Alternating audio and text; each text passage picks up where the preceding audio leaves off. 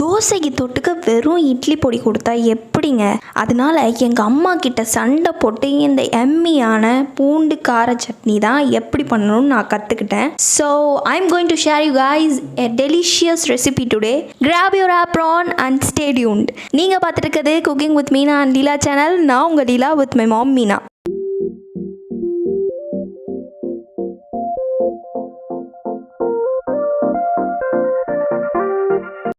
மக்கா இன்னுமா சப்ஸ்கிரைப் பண்ணாமல் பார்த்துக்கிட்டு இருக்க? சட்டு புட்டுன்னு சப்ஸ்கிரைப் பண்ணல, அப்போ தான் நான் போடுற ரெசிபிஸ் எல்லாம் உன்னால் மிஸ் பண்ணாமல் பார்க்க முடியும். புரிஞ்சுதால? சப்ஸ்கிரைப் பட்டன் எங்கே இருக்குது தெரியுமில? கீழே இருக்கு பாரு. சப்ஸ்கிரைப் பட்டனை போட்டு விட்டு பக்கத்தில் இருக்க பெல் ஐக்கனையும் கிளிக் பண்ணல. கரெக்டா? அம்மா, பூண்டு கார சட்னிக்கு என்னென்னலாம் நான் இப்போ எடுத்துக்கணும்னு சொல்லுமா. உரிச்ச பூண்டு ஒரு 20 நம்பர் எடுத்துக்கோ. சாம்பார் வெங்காயம் ஒரு 15 நம்பர் எடுத்துக்கோ உரிச்சு. கருவேப்பிலை ஒரு அரை கப்பு, கடுகுளுந்து ஒரு 1.5 ஸ்பூனு, பெருங்காயம் ஒரு 1/2 ஸ்பூன் எடுத்துக்கோ. காஞ்ச மிளகா ஒரு 7 நம்பரு, வெல்லம் ஒரு 1 ஸ்பூனு, ஒரு சின்ன நெல்லிக்காய் அளவு புளி எடுத்து கரைச்சி வச்சுக்கோ. செய்ய ஆரம்பிச்சிட்டியா? அப்போ அடுப்பில் பேன் வச்சு ஆயில் ஊற்றி பார்க்கலாம். எத்தனை ஸ்பூன் ஆயில்மா ஊற்றணும்? ஒரு 2 ஸ்பூன் ஊற்று. சாம்பார் வெங்காயத்தை போடு. சரி, நெக்ஸ்ட்டு பூண்டு போடு. பூண்டு இது ரெண்டுத்தையும் இப்போ எவ்வளோ நேரம் வறுக்கணும்? இது ரெண்டுத்தையும் நீ வறுக்கிறதுக்கு முன்னாடி மிளகாவத்தையும் சேர்த்து போட்டுரு.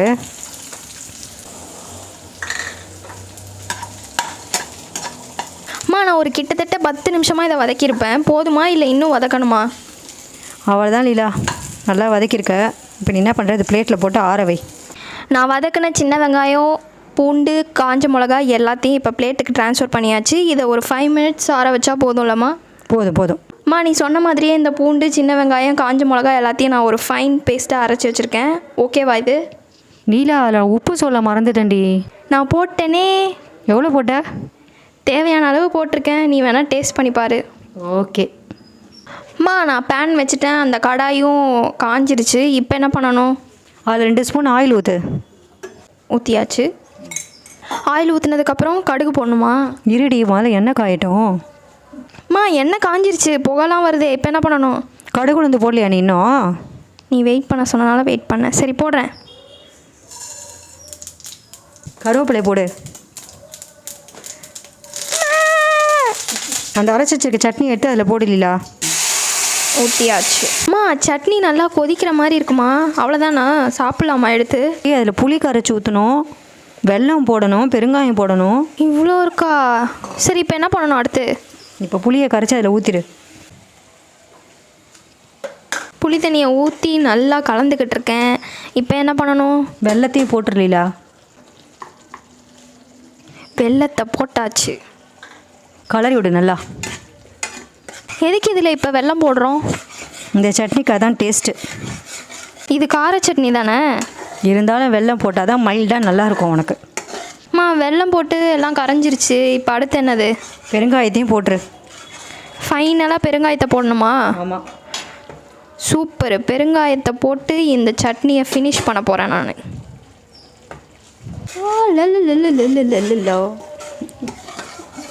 அவ்வளோதானா? ரெடி ஆயிடுச்சு. சூப்பர்மா. இவ்வளோ சீக்கிரமாக ஒரு பூண்டு கார சட்னி நான் செஞ்சுருக்கேன். என்னாலேயே நம்ப முடியல. வாவ், இந்த சட்னியை நானா பண்ணேன்? ஆசமான பூண்டு கார சட்னியை நான் தயாரிச்சிருக்கேன். இந்த ரெசிபியை பார்த்துட்டு நீங்களும் இதே மாதிரி குக் பண்ணி இட்லி, தோசை எல்லாத்துக்கும் இதை தொட்டு சாப்பிடுங்க. அண்ட் நெக்ஸ்ட்டு ஒரு சூப்பரான ரெசிபியை கற்றுக்கிட்டு உங்கள் எல்லாருக்கும் ஷேர் பண்ணுறேன். Until then, this is Leela with my mom Meena signing off. Tada, bye bye, take care.